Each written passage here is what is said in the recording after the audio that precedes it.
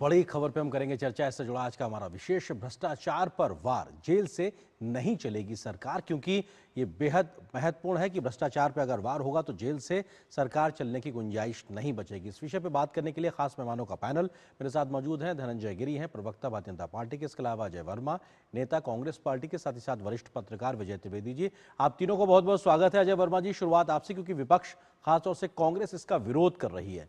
नैतिकता को बढ़ावा देने के लिए अगर इस प्रकार की एक अनुशंसा की जा रही है कि आगे उस पर बढ़ा जा रहा है, तो विरोध क्यों? क्योंकि जेल या बेल का पूरा मामला तो कोर्ट से तय होता है। कोर्ट में सरकार नहीं होती, वहां न्यायपालिका है जो कि देश में अपने आप में स्वतंत्र तरीके से काम करती है। फिर यह विरोध क्यों?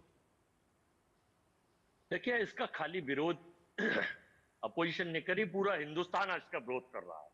इसमें छोड़ दीजिए भाजपा का आईटी सेल, इनके प्रोपोगंडिस्ट, इनके नेता, इनके एमपी, इनके मिनिस्टर और इनकी सरकार। ये एक्चुअली में सरकार का नया प्रोपोगंडा है, नई रणनीति है, नई क्रोनोलॉजी है। चुने हुए मुख्यमंत्रियों को अरेस्ट करके उन्हें गिराना। It is the second part of the operation lotus.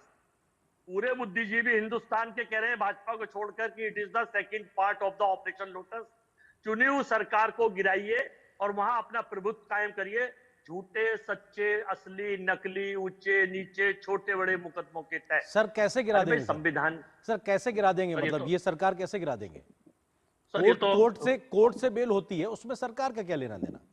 मैं बताता हूं कैसे गिरा देंगे। अभी आपने देखा वोट चोरी करके किस तरह से 6 स्टेटों में सरकार बदल दी गई है। सर प्रूफ नहीं आया, अभी प्रूफ नहीं आया। मैं इस विषय पे आता हूं। अभी वोट चोरी वाले मामले पे रहते हैं, अभी इस पे आते हैं कि कैसे सरकार गिरा देंगे, वो उसका उदाहरण बताइए। या तो आप मेरे उदाहरण सुनते रहिए, बीच बीच में टोकिए मत प्लीज। नहीं सर, समय की सीमा होती है और अगर आप मुद्दे पर हैं तो बिल्कुल बात चलती रहेगी। सीमा होती है, आप अपनी सीमा रखिए। मैं आपको बता रहा हूं, मेरे उदाहरण सुन लीजिए। ये मेरा अपना मत है, संसार का मत है। आपका मत में कोई टोकता है या रोकता? चलिए सर, मुद्दे पे आते हैं। आइए मुद्दे पे आते हैं। आप मैं महत्वपूर्ण नहीं, मुद्दा महत्वपूर्ण। आइए, आप विरोध करिए, करते रहिए, हमें इसका कोई फर्क कोई पड़ेगा। हम विरोध कर रहे हैं तो आपको कोई फर्क नहीं पड़ता। आपको जो चलाना है वो चलाएंगे।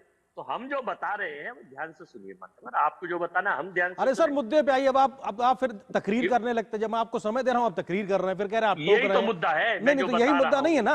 अब आप कह रहे हैं कि हम आपको दिखाना वो दिखाइए, हमको जो बताना। आप तकरीर मत कीजिए सर, आप मुद्दे पे आइए। मुद्दा ये है कि सरकार कैसे गिरा देंगे। मैं आपसे ये पूछ रहा हूँ, सरकार कैसे गिरा देंगे, वो तरीका क्या है? जी, हिंदुस्तान के किसी आधार कार्ड में 000 वो तो एक आधार कार्ड मुझे अपने टीवी पे दिखा दीजिए। सब में एड्रेस होता है, गांव का नाम होता है या मोहल्ले का नाम होता है। वोटर लिस्ट में मैं हिंदुस्तान के हर स्टेट की 6 स्टेटों में 000, 3 घर के मकान में 300 vote, 150 vote, 53 vote, 50 vote, 103 vote. तो ये तरीका है सरकार गिराने का। ये तरीका है चुनी हुई सरकारों के मुख्यमंत्रियों के खिलाफ जाने का। अरे भाई, आपने गोधरा कांड भी देखा था। आपने ये भी देखा कि तड़ीपार किस तरह से गृह मंत्रालय देश में क्या हो रहा है, कैसे हो रहा है। सर आप जहां तक पहुंच गए हैं तो सुनिए, फिर आप राजनीतिक बात कर रहे थे। देखिए, मैं मुद्दे की बात कर रहा था। आपसे मैंने बड़ा क्लिष्टता से पूछा कैसे गिराएंगे। अब आपने जो कहा 000, उसके लिए चुनाव आयोग ने कह दिया कि अगर उस पर मकान नंबर नहीं दिया गया, किसी के पास घर नहीं, तो उसका वोट नहीं होगा। ये नहीं हो सकता, उसका वोट बनेगा। उसका भी आया। और आप कहां पहुंच गए, वो सारा चीजें न्यायपालिका से तय हो चुकी। ठीक है, कुछ और मेहमान भी उनको शामिल कर लेते। धनंजय गिरी जी वो ये कह रहे हैं कि आप लोग इस प्रकार से सरकार गिराने का काम करने की मंशा से इस प्रकार का बिल लेकर आए। धनंजय जी। आरेंद्र जी, नरेंद्र मोदी के नैतिक बल के सामने आज नेशन नतमस्तक है। हर कोई ये कह रहा है कि मोदी जी ने जिस बिल में उनके नैतिक बल का तकाजा है कि सीएम के मंत्रियों के साथ साथ पीएम को शामिल किया, जबकि श्रीमती इंदिरा गांधी जी ने 39वें संविधान संशोधन में प्रधानमंत्री को कानून के दायरे से बाहर किया था। कांग्रेस क्यों कलबुलाई हुई है, किस लिए घबराई हुई है? आखिर भ्रष्टाचार के को शिष्टाचार समझने वाली कांग्रेस पार्टी को घबराना लाजिम है, स्वाभाविक है कि वो घबराए। और हमने नैतिक मूल्यों को स्तर को नहीं गिरने दिया। जब जिद्दी दाग होने लगे, जब दाग अच्छे हैं कहने लगे राजनीति में लोग, अब जान लीजिए कि नेशनल हेराल्ड के 2000 करोड़ के घोटाले में आदरणीय सोनिया गांधी, परम आदरणीय राहुल गांधी दोनों बेल पर चल रहे हैं। और तरह तरह तमाम तरह की बातें, जिस तरह से आपने 000 की बात बताई, उसी तरह से तमाम अनर्गल प्रलापों के बीच में। और नहीं, लेकिन धनंजय जी उनकी आशंका ये है कि आप कोई एक गलत मुकदमा, झूठा मुकदमा आरोप लगाकर सरकार गिरा सकते हैं। वो एक बड़ी आशंका की ओर कह रहे हैं कि साहब ऐसे तो लोकतंत्र खतरे में पड़ जाएगा। वो ये आशंका जता रहे हैं। जी, लेकिन तो क्या इसका मतलब जेल से सरकार चलने दिया जाए? क्या जेल से इंस्ट्रक्शंस चलकर सरकार चले?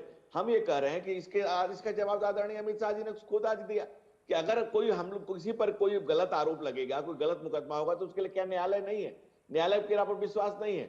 और हम लोग आप ये बताएं कि लगातार जिन लोगों पर केस हुआ, वो जगन मोहन रेड्डी हो, लालू यादव हो, जगन्नाथ मिश्रा हो, J Jayalalithaa, M Karunanidhi, R Pillai, P K सुंदरनी और तमाम जो लोगों पर आरोप लगे, केस मुकदमा हुआ, जेल गए, तो क्या हम सरकार में थे?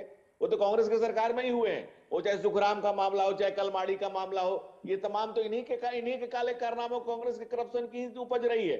कांग्रेस भ्रष्टाचार को शिष्टाचार समझने का जो लगातार इनका प्रयास है, और आप जब इनसे मुद्दों पर बात करेंगे तो ये बिना मुद्दे की बात करेंगे। आदरणीय अमित शाह जी को देखिए, उन पर आरोप लगा, उन्होंने इस्तीफा दिया। आज जब कोर्ट से सारा कुछ बरी हो गया, फिर भी उसी बात को ठीक है, क्योंकि वो एक इतिहास हो चुका है राजनीतिक, उसका माइलेज लेना अलग बात है। विजय त्रिवेदी, उनके नैतिक बल के सामने ठीक है। विजय त्रिवेदी जी वरिष्ठ पत्रकार, मैं आ रहा हूं अजय जी आपके पास आ रहा हूं। विजय त्रिवेदी जी वरिष्ठ पत्रकार मेरे साथ मौजूद। विजय जी, क्या ये एक राजनीतिक हथियार के तौर पर मौजूदा सरकार इस्तेमाल करे, जैसा आरोप लगा रहा है विपक्ष का पार्टियां, या फिर अपने आप में एक बड़ा बदलाव लेकर ये व्यवस्था आएगी, संशोधन आएगा जो कि देश की सार्वजनिक व्यवस्था में एक बड़ा बदलाव का वाहक बनेगा? विजय जी। नरेंद्र जी, पहला सवाल यह है कि जो हमारे मित्र लोग हैं उनसे ये पूछना चाहिए कि क्या जेल में सरकार चलाना या भ्रष्टाचार के आरोप वो ठीक है क्या?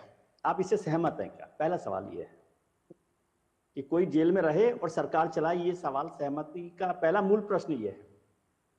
तो इस मूल प्रश्न का जवाब कोई नहीं दे रहा। दूसरी बात है कि जो बात अजय जी ने भी कही, वो विद्वान लोगों में से, ये चिंता हो सकती है, इस चिंता को मैं खारिज नहीं कर रहा। तो अभी जब जेपीसी की मीटिंग होगी, क्योंकि बिल को एक प्रपोजल है, जब बिल आता है तो वो एक आइडिया होता है, समझे, एक बेसिक आइडिया होता है, और जेपीसी बनाई गई है बिना डिमांड के भी, जो होम मिनिस्टर साहब ने, तो उसमें आपके पास पूरा मौका है कि आप सारे सेफ गार्ड्स पर चर्चा करें, ठीक है। और ये सारे सेफगार्ड्स, जिसकी मैं चिंता समझता हूं कि वाजिब चिंता, कि कहीं ऐसा तो नहीं होगी कोई भी सरकार। और इसको एक और समझने की बात होती है कि ये जो कानून लेकर आए हैं, या तो 100 साल तक अमित शाह जी होम मिनिस्टर रहेंगे और नरेंद्र मोदी प्रधानमंत्री रहेंगे, ये तय हो गया है, तो हमेशा वही करेंगे। राजनीति में, लोकतंत्र में तो सरकारें बदलती रहती है ना। तो ये कानून तो तब भी रहेगा जब ये सरकार नहीं रहेगी, मान लीजिए जी, भारतीय जनता पार्टी की सरकार नहीं रहे। और ये चिंता, ये जानकारी उनको भी होगी कि सत्ताएं तो बदलती रहती हैं, आज नहीं बदलेगी 10 साल बदलेगी, लेकिन कानून तो 10 साल में बदलने वाला नहीं, कानून तो बन गया है। तो क्या सरकार अपने गले में घंटी बांधना चाहती है, ऐसा आप समझते हैं? बिल्कुल, ये बहुत महत्वपूर्ण और बेसिक ऐसा नहीं है ना। तो ये बेसिक सवाल है, इस पर सारी बातों को करना चाहिए। बाकी जो निटी ग्रिटीज हैं जिन पर टाइम होनी चाहिए, मुझे तो हैरानी हुई कि जेपीसी को लेकर कुछ हमारे अपोजिशन पार्टीज ने बॉयकॉट करने की बात कही है।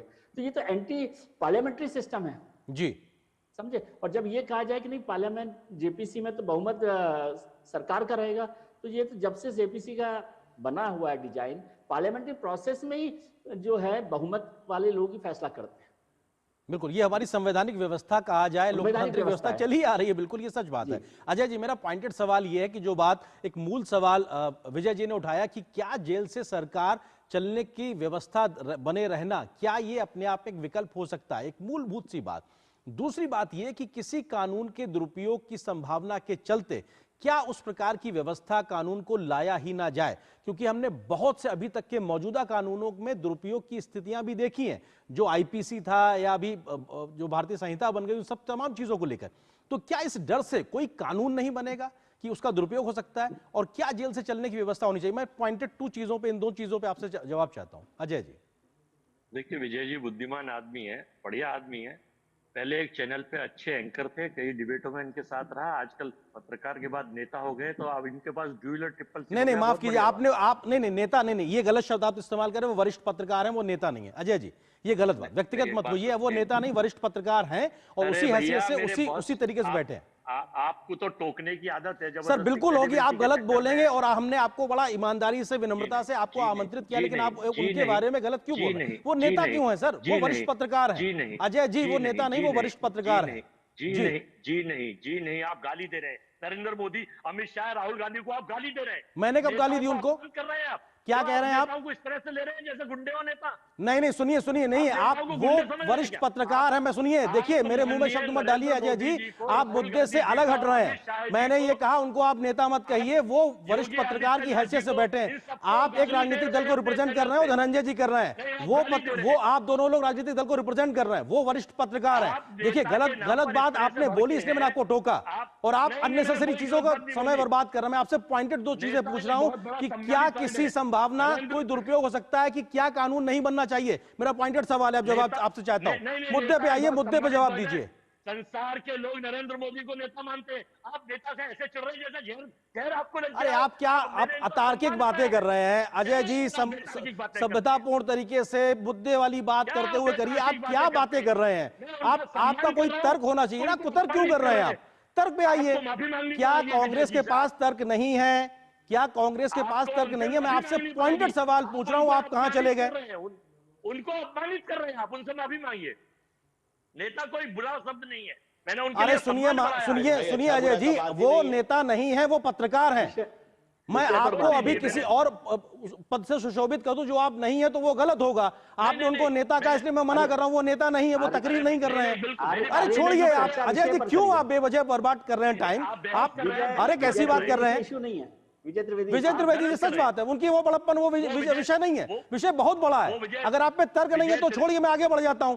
अजय जी आप पे तर्क है? अजय जी मुद्दे पे आप पे तर्क है? ठीक है, कोई बात नहीं, आपके पास तर्क नहीं है, कांग्रेस पार्टी के पास इस मुद्दे पे बहस करने के लिए तर्क नहीं है। अजय वर्मा जी एक तर्क नहीं दे पा रहे हैं इस विषय पे बात करने के लिए। धनंजय जी ठीक है, नहीं गलत बात आप कर रहे हैं, गलत बात आप कर रहे हैं और आपने गलत तरीके से शब्द का इस्तेमाल किया। ठीक है धनंजय जी, वो उनके पास तर्क नहीं है, लेकिन वो कह रहे हैं कि आप सरकार गिरा देंगे। आवाज धीमे कर दीजिए, अजय जी की आवाज कम कर दीजिए, क्योंकि वो उनको तार्किक बहस नहीं कर रहे हैं। धनंजय जी देखिए आनंद जी, ऐसा है ना कि कुतर्कों के सहारे ही कांग्रेस खुद को चला रही है और अपने करप्शन के दाग को छुपाने के लिए कांग्रेस परेशान नजर आ रही है।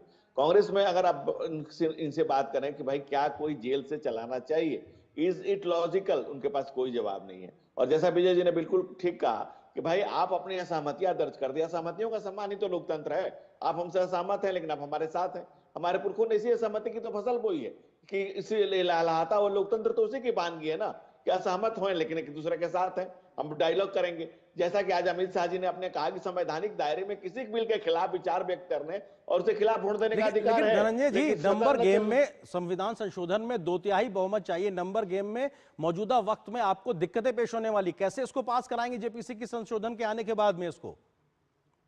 आनंदो जी, ये नरेंद्र मोदी जी का नैतिक बल है कि नेशन पूरा उनके सपोर्ट में लगातार, जब से राजनीति में नरेंद्र मोदी का पदार्पण हुआ है, भाजपा का जो नारा था भय भूख और भ्रष्टाचार से मुक्ति, आज देश उसको नारे को नीतियों में महसूस कर रहा है और नेशन उनको सल्यूट कर रहा है कि नरेंद्र मोदी जी ने जो भी कहा है। ठीक है विजय जी, समय बड़ा सीमित है, संक्षेप में आपको लगता है कि ये बड़ा आसान होगा नंबर गेम के आधार पर मौजूदा वक्त में आगे बढ़ने के लिए? नहीं, मुश्किल काम है जी, लेकिन उसके बाद भी आप यदि कोई फैसला कर रहे हैं तो आपने कुछ नीति में, और लोकतंत्र में क्या होता है जी, जो विपक्ष के पास है वो कन्विंस करे सरकार में या सरकार के सहयोगी दलों को कि भाई ये ठीक नहीं है, ये पॉलिटिकली खिलाफ है, पॉलिटिकल मिसयूज हो सकता है। सरकार के पास ये मौका है कि वो और दलों को सहमत करे, यही तो होता है। ऐसा तो नहीं है ना लोकसभा में नंबर गेम से ही सारा काम नहीं चलता, वहां पर आप कैसे सहमति बनाते हैं। और अभी तो सरकार ने पिछले दिनों भी कई बिल संसदीय ये संविधान संशोधन पास किए हैं। मुश्किल काम है, तो उस मुश्किल में भी वो रिस्क लेकर भी अगर सरकार आगे बढ़ रही है तो उनका कोई प्लान होगा। इतना आसान काम नहीं है। संविधान संशोधन विधेयक के नंबर आज उनके पास नहीं है, उसके बाद भी वो जा रहे हैं, तो वो एक ये उन्होंने अपनी इमेज बनाने की कोशिश की, वो भ्रष्टाचार के खिलाफ लड़ाई लड़ना चाहते हैं। आप भी, विपक्ष के पास भी ये मौका कि वो इस लड़ाई के साथ आए और वो बताए कि भाई हम इस बिल के साथ हैं, मंशा के साथ हैं, लेकिन इसके ये सेफगार्ड्स होने चाहिए, ये हमारी बिल्कुल उसके चेक एंड बैलेंसेस होने की व्यवस्था करने के लिए ही शायद समृद्ध विपक्ष की जरूरत है और वो तार्किक बहस हो। अजय जी, मैं उम्मीद करता हूं कि अगली बार आपसे जब बात होगी तो आप बड़ा तर्कों के साथ आएंगे और सरकार को घेरने की कोशिश करेंगे। फिलहाल वक्त इतना ही। बहुत बहुत शुक्रिया आप तीनों का जुड़ने के लिए, हमारे साथ वक्त देने के लिए शुक्रिया आप तीनों का। और यहां पर एक छोटे से